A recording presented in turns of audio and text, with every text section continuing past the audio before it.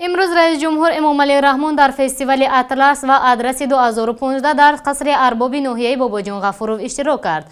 در این چهاربینی 9 نفر طراح از شهرهای ناحیه‌های ولایتی سوق لباس‌های ملی را که از نوع‌های گوناگون اطلس و ادرس دوخته شده بودند پیشنهادی حاضری نمودند. رئیس جمهور به مسئول کاری دست هنرمندان بهای بلند داد.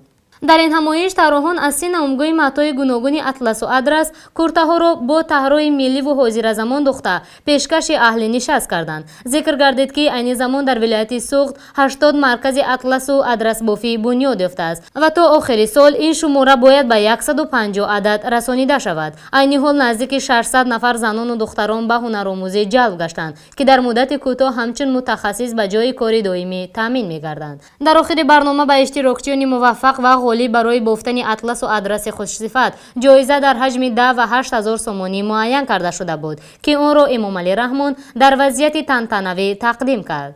او همچنین پیشنهاد نمود که فستیوال اطلس و ادرس منبع در سطح ولایتی نه بلکه در سراسر جمهوری گذرانیده شود.